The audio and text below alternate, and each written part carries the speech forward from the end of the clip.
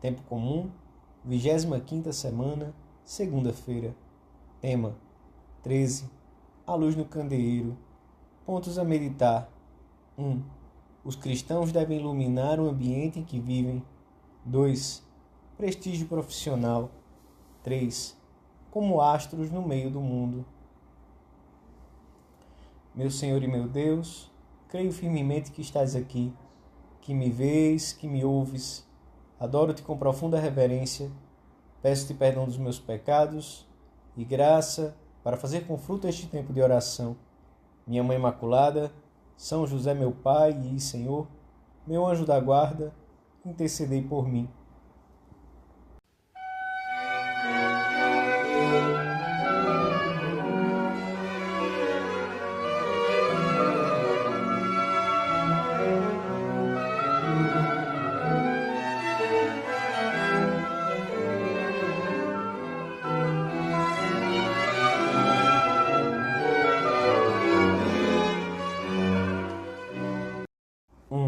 No Evangelho da Missa, lemos este ensinamento do Senhor.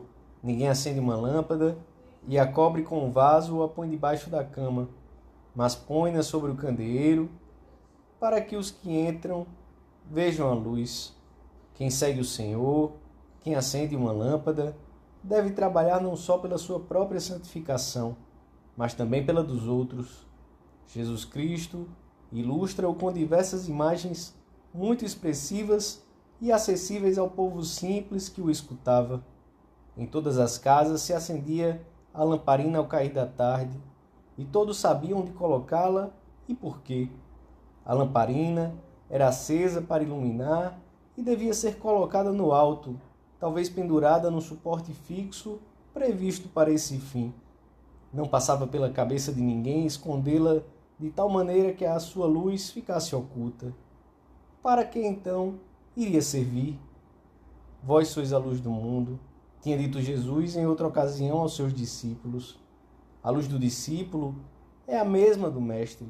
Sem esse resplendor de Cristo, a sociedade jaz nas trevas mais espessas, e quando se caminha na escuridão, tropeça-se e cai-se. Sem Cristo, o mundo torna-se difícil e pouco habitável. Os cristãos devem iluminar o ambiente em que vivem e trabalham. Não se compreende um discípulo de Cristo sem luz.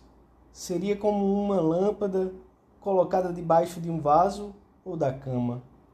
O Concílio Vaticano II salientou a obrigação do apostolado como um direito e um dever que nascem do batismo e da confirmação, a ponto de afirmar que todo membro do corpo místico que não trabalha segundo a sua medida para o aumento desse corpo, deve considerar-se inútil para a Igreja e para si mesmo. Este apostolado, que tem formas tão diversas, é contínuo, como é contínua a luz que ilumina os que estão na casa. O simples testemunho de vida cristã e as boas obras feitas em espírito sobrenatural possuem a força de atraírem os homens para a fé e para Deus. Não é, pois, uma luz intermitente, porque resulta do brilho emitido permanentemente pelas obras dos que seguem o Mestre. Onde quer que vivam, pelo exemplo da sua vida e pelo testemunho da sua palavra, todos os cristãos devem manifestar o novo homem de que se revestiram pelo batismo e a virtude do Espírito Santo que os revigorou pela confirmação. Assim os outros, vendo as boas obras que fazem, glorificarão o Pai e compreenderão mais perfeitamente o genuíno sentido da vida e o vínculo universal da comunhão humana.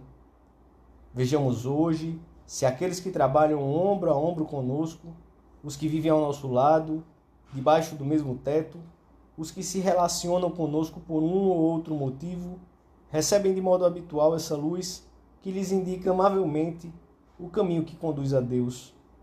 É a luz da conduta irrepreensível e alegre, que flui espontaneamente de cada uma das nossas obras, sejam ou não vistas pelos homens, e que os impressiona precisamente porque flui de modo contínuo e natural. 2. O trabalho O prestígio profissional é o candeeiro sobre o qual deve brilhar a luz de Cristo. Que apostolado poderia realizar uma mãe de família que não cuidasse com esmero do seu lar? Como poderia falar de Deus aos seus amigos um estudante que não estudasse? Ou um empresário que não vivesse os princípios da justiça social com seus empregados? O Senhor quer que o farmacêutico avie uma receita com competência, que o profissional liberal seja honesto e leal nos serviços que presta, que o funcionário público seja justo, atencioso e insubornável, que o taxista conheça bem as ruas da grande cidade, que o motorista de um meio público de transporte não maltrate os passageiros pela maneira precipitada e aos solavancos com que conduz. E os exemplos poderiam multiplicar-se até o infinito. Toda a vida do Senhor dá-nos a entender que, sem a honestidade, a diligência e a perfeição na execução próprias de um bom trabalho, a vida cristã fica reduzida, quando muito, a um feixe de desejos, talvez aparentemente piedosos, mas estéreis. Cada cristão deve viver de tal modo que à sua volta se perceba o bonus odor Christi, o bom odor de Cristo. Deve agir de tal modo que, através das ações do discípulo, se possa descobrir o rosto do Mestre. Desde o começo da sua vida pública, o Senhor foi conhecido como carpinteiro, filho de Maria, e perante os milagres, a multidão exclamava: fez tudo bem feito, absolutamente tudo. Os grandes prodígios e as coisas triviais, cotidianas, que a ninguém deslumbraram, mas que Cristo realizou com a plenitude de quem é perfeito Deus e homem perfeito. Jesus, que quis servir-se de imagens tiradas dos mais diversos ofícios para exemplificar os seus ensinamentos, olha com amor o trabalho, as diversas manifestações, vendo em cada uma delas um aspecto particular da semelhança do homem com Deus, Criador e Pai. Para chegarmos a ter um sólido prestígio profissional, é necessário cuidarmos da formação própria da nossa atividade ou ofício, dedicar-lhe as horas necessárias, fixar metas para aperfeiçoá-la cada dia, mesmo depois de concluídos os estudos ou período de aprendizagem.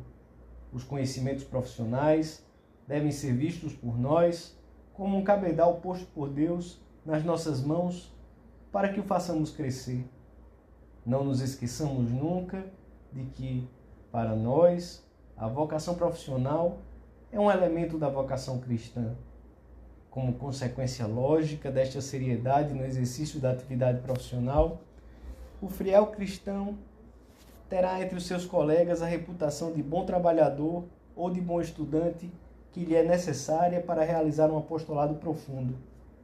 Quase sem o perceber, estará mostrando como a doutrina de Cristo se faz realidade no meio do mundo, numa vida corrente, e dará toda a razão ao comentário de Santo Ambrósio: as coisas parecem menos difíceis quando se veem realizadas em outros, e todos têm direito a esse bom exemplo da nossa parte. 3. É evidente que a doutrina de Cristo não se difundiu devido aos meios humanos, mas aos impulsos da graça. Mas também não há dúvida de que a ação apostólica edificada sobre uma vida sem virtudes humanas, sem valia pessoal, seria uma hipocrisia e motivo de desprezo por parte dos que queremos aproximar do Senhor. Por isso, o Concílio Vaticano II formula estas graves palavras: o cristão que negligencia os seus deveres temporais, negligencia os seus deveres para com o próximo, negligencia sobretudo as suas obrigações para com Deus e põe em perigo a sua salvação eterna. Seja qual for a profissão ou ofício que se desempenhe, o prestígio adquirido dia a dia, um trabalho feito com toda a consciência, confere uma autoridade moral perante os colegas e companheiros que facilita a tarefa apostólica de ensinar, esclarecer, persuadir e atrair. É tão importante esta solidez profissional que um bom cristão não tem desculpa nenhuma para não adquiri-la. Para aqueles que se empenham em viver a fundo a sua vocação de filhos de Deus, o trabalho competente e os meios para consegui-lo constituem um dever primário. A competência e a seriedade com que se realiza o trabalho profissional converte-se assim num candeeiro que ilumina os colegas e os amigos. A caridade cristã passa então a tornar-se visível de muito longe, e a luz da doutrina projeta-se dessa altura num círculo muito amplo, e por ser intensa, é uma luz que nunca deixa de ser familiar e próxima, acessível e cálida. São Paulo exorta os primeiros cristãos de Filipos a viverem no meio daquela geração afastada de Deus de tal maneira que brilhem como astros no meio do mundo. Assim aconteceu, e o exemplo que deram arrastava tanto que dele se pôde dizer: o que a alma é para o corpo, isso são os cristãos no meio do mundo, como se pode ler num dos escritos cristãos mais antigos. Peçamos a Nossa Senhora, sede da sabedoria, que nos ensine a ser fiéis ao cumprimento do dever profissional, a não trabalhar como diletantes, mas espremendo as nossas energias como quem sabe que Deus nos vê a cada instante e espera de nós uma obra perfeita ao fim de cada jornada. Este testemunho da nossa inteligência e das nossas mãos será uma das melhores provas da nossa fé junto daqueles que queremos atrair para Deus. Dou-te graças, meu Deus, pelos bons propósitos, afetos e inspirações que me comunicaste nesta meditação. Peço-te ajuda para os pôr em prática.